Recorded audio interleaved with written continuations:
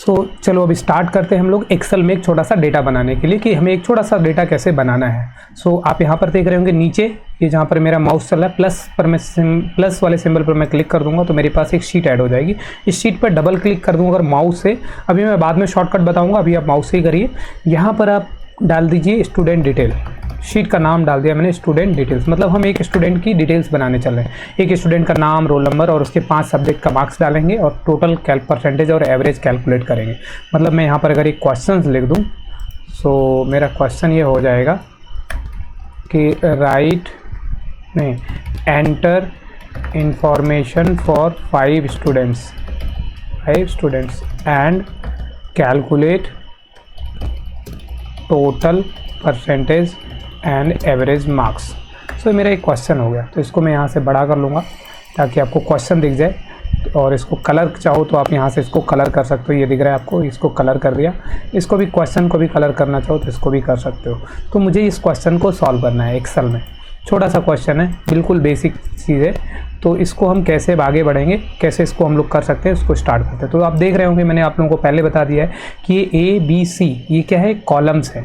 जैसे हम लोग मैथ की कॉपी हमारे पास होती है, मैथ के कॉपी में क्या होता है, बच्चों की वाली कॉपी में वहाँ पर भी ऐसे कुछ रो कॉलम में बना होता है, ठीक है। उसमें हम लोग बच्चे क्या करते हैं, काउंटिंग लिखते हैं, गिनतियाँ लिखते हैं। इसी तरीके से यहाँ पर भी हम लोग अगर देखो तो 1 2 3 4 5 ऐसे करके हम लोग गिनतियाँ लिख सकते हैं। लेकिन ये गिनतियाँ लिखने के लिए नहीं बनाया गया ये सॉफ्टवेयर कैलकुलेशन के लिए बनाया गया है। तो कैसे इसमें हम लोग सारा काम करेंगे, आगे बढ़ते हैं। तो आप यहाँ देख रहे होंगे ये वाला कॉलम हो गया हमारा A to Z में हमारा कॉलम है, और फिर 1 2 3 4 5 6 7 8 9 से लेकर के हमारे क्या आ जाएंगे, सब यहाँ तक हमारे रोज आ जाएंगे। तो रोज मिल जाएगा मेरे को और कॉलम मिल जाएगा। ये मेरा नेम बॉक्स हो गया, ये मेरा फॉर्मूला बार हो गया, मेरे टैब्स, ग्रुप्स, ऑप्शन सब आपको पिछले क्लास में बताया कि होम हमारा टैब हो गया, उसके अंदर क्लिपबोर्ड हो गया और ये सारे उसके ऑप्शन हो गए। होम टैब क्लिपबोर्ड ग्रुप, उसके अंदर ये सारे ऑप्शन आ गए। यहाँ पर ये नेम बॉक्स हो गया, यहाँ फॉर्मूला बार हो गया, फिर रोज हो गए, ये कॉलम्स हो गए। तो अब यहाँ पर थोड़ा डेटा डालना शुरू करते हैं। मान लो हमने लिख दिया स्टूडेंट का रोल नंबर, टाइप कर दिया, फिर टैब करके मैं अगले सेल में जा सकता हूँ। रोल नंबर के बाद हमने लिख दिया नेम, फिर उसके हिंदी सब्जेक्ट का मार्क्स यहाँ डालेंगे, यहाँ इंग्लिश का डालेंगे, यहाँ मैथ्स का डालेंगे, यहाँ हिंदी इंग्लिश मैथ, SST कर दो, साइंस कर दो या कंप्यूटर कर दो, साइंस कर दिया। चलो तो ये 5 सब्जेक्ट के मार्क्स हो गए। अब हमारा roll number, name, Hindi, English, math, science और SST एंड साइंस ये मैंने डाल दिया। अब यहाँ पर रोल नंबर में मैंने क्या लिखा, 101 लिख दिया। अब मुझे इस सीरीज़ को अगर आगे बढ़ाना है तो हमारे पास कई तरीके हैं बढ़ाने के लिए। अगर मैं चाहूँ तो इसको यहाँ पर 102 लिख दूँ और इन दोनों को पकड़ करके दोनों को एक साथ पहले सेलेक्ट कर लूँ और इसको यहाँ पर प्लस पर माउस को ला करके, माउस से करना चाहूँ तो ऐसे खींचूँ तो आगे बढ़ा देगा सीरीज़ को। तो ऐसा नहीं करना है मुझे, माउस नहीं यूज़ करना, मुझे शॉर्टकट से चलना है। तो मैं क्या करूँगा, एक फार्मूला लगा दूंगा। तो एक्सेल में फार्मूला कैसे लगता है ये ध्यान रखना। इस बॉक्स में आऊँगा, A वाले 3 इस बॉक्स में यहाँ पर आओगे, माउस से भी कहीं बॉक्स में जा सकते हो लेकिन आप अभी माउस ही यूज़ कर लो। यहाँ पर आकर के A3 बॉक्स में आना है, आपको इक्वल लगाना है। इक्वल के बाद आपको अप एरो, कीबोर्ड में अप एरो होगा, उस एरो दबाओगे तो वो आप ऊपर वाली सेल ले लेगा, मतलब A2 की सेल इसमें इस वाले फॉर्मूला इस सेल में ले लेगा। तो A2+1 मतलब A2 में कौन सी वैल्यू है, A और 2 में देखो तो 101 है, +1 उसमें हो जाएगा तो 102 दे देगा ये। और इसको शिफ्ट के साथ सेलेक्ट करेंगे और जहाँ तक हमें भरना है शिफ्ट के साथ सेलेक्ट कर लिया, डाउन एरो के साथ, और Ctrl+D दबा दिया, Ctrl+D। मान लो हमने यहाँ पर ऐसे भर दिया। अब ऐसे हम नेम टाइप कर लेंगे, कुछ अमित, शिवम, जय, हैरी, मुकेश, अनुज, अंकित, पूजा, जतिन, कुछ भी टाइप कर लिया। अब यहाँ पर मार्क्स टाइप करेंगे। तो मार्क्स आप चाहो तो एक एक करके टाइप करो, जैसे 90 98 ऐसे करके आप चाहो तो टाइप कर सकते हो। फिर एंटर करके नीचे आ जाओ, फिर इसमें डालो, मतलब सबके मार्क्स ऐड कर दो अलग अलग, मतलब हर स्टूडेंट्स का मार्क्स मैं चढ़ा रहा हूँ यहाँ पर। फिर नीचे करके आ जाऊँगा ऐसा। तो मैं ऐसे नहीं करूँगा, मेरे पास एक स्मार्ट फार्मूला है जो सभी मार्क्स में सभी में ऑटोमेटिक एक ही बार में फार्मूला भर देगा। तो मैं क्या कर रहा हूँ, सभी को सेलेक्ट कर लिया जितने में मुझे वैल्यू भरनी है उसमें से। इसके बाद एक फार्मूला लगा दूंगा, equal to rand between. Rand between क्या है, एक फार्मूला है। इस फार्मूले में आया और यहाँ पर डाल दिया कि मुझे मिनिमम मार्क्स 55 दिखाना है और मैक्सिमम मार्क्स 99 देना है, या इवन 100 भी देना है, अगर चाहो तो 100 भी दे सकते हो, कोई दिक्कत नहीं। अब इसको लिखने के बाद इसको हमने मिनिमम मैक्सिमम डाल दिया रैंड बिटवीन फार्मूले में, और कंट्रोल के साथ एंटर दबा दूंगा। तो ये क्या कर लेगा, ये ऑटोमेटिक सब में वैल्यू भर देगा। इसके बाद लेकिन अब ये क्या होगा, अगर मैं कहीं सीट में जाऊँगा तो ये चेंज करूँगा, कहीं भी सीट में कुछ भी लिखूँगा तो वो बार बार वैल्यू बदलता रहेगा, तो उस ऊपर वाला वैल्यू बदलता रहेगा। तो इसको हमें क्या करना है, ये ऐसा बदल क्यों रहा है, क्योंकि इसके बैकएंड पीछे में फार्मूला फार्मूला लगा हुआ, आप यहाँ पर देख रहे होंगे फार्मूला बार में सभी बॉक्स के फार्मूला दिख रहा है, तो मुझे ये नहीं चाहिए, तो फार्मूला हटा देना है, इस वैल्यू तो चाहिए, फार्मूला हटा देना है। तो हमारे लिए बहुत आसान ऑप्शन है, एक बार हम कंट्रोल सी कर देंगे। कंट्रोल सी करने के बाद यहाँ पर हमारे पास पेस्ट के अंदर एक ऑप्शन है पेस्ट वैल्यू, ये वैल्यूज़ है, इस पर जा करके मैं क्लिक कर दूंगा तो उसी को कॉपी करके वहीं पर पेस्ट कर दिया, तो पीछे का फार्मूला हट गया जो फार्मूला लगा था। तो फिर से दिखाता हूँ, बताता हूँ क्या किया मैंने। देखो अभी कंट्रोल जेड कर दिया तो वापस आ गया फार्मूला, या आप फिर से फार्मूला भी लगा करके देख सकते हो। तो मैंने मान लो फिर से फार्मूला लगाया, तो कैसे लगाऊंगा, पहले शिफ्ट के साथ राइट सेलेक्ट किया, शिफ्ट के साथ डाउन आया, फिर इक्वल किया, फिर लिखा रैंड बिटवीन, क्या लिखा रैंड बिटवीन, फिर यहाँ पर लिख दिया मिनिमम मार्क्स मैंने 55 से स्टार्ट कर दिया, मैक्सिमम 100 कर दिया, कंट्रोल के साथ एंटर दबा दिया, तो सभी मार्क्स भर दिया। लेकिन अब ये दिक्कत क्या करेगा, अगर मैं सीट में कहीं कुछ भी डालूंगा तो ऊपर वाला बार बार बदलता रहेगा। तो हम इसको क्या करेंगे, इसको ये इसलिए बदल रहा है क्योंकि इनके पीछे फार्मूले लगे, तो फार्मूले को हटाने के लिए कंट्रोल सी कॉपी कर लेंगे और यहाँ पेस्ट के अंदर जा करके बस पेस्ट वैल्यू, ये वाला पेस्ट वैल्यूज़ के अंदर तीसरा वाला, ये 1 2 3 वाला, इस पर क्लिक कर देंगे तो ये क्या कर देगा, वैल्यू बना देगा बस। तो मेरा मार्क्स बन गया। अब मुझे कैलकुलेट करना है, क्या निकालना है, टोटल। अब जनरली मैं कर क्या रहा हूँ, देखो एक स्टूडेंट का, मान लो कोई एक स्टूडेंट है हमारे स्कूल का जिसका नाम अमित है, उसका रोल नंबर 101 है, उसके 5 सब्जेक्ट का मार्क्स ये आया डाला है मैंने। हिंदी के में उसने 86 पाया, इंग्लिश में 77, मैथ्स में 100 पाया, एसएसटी में 86 पाया, साइंस में 79 पाया।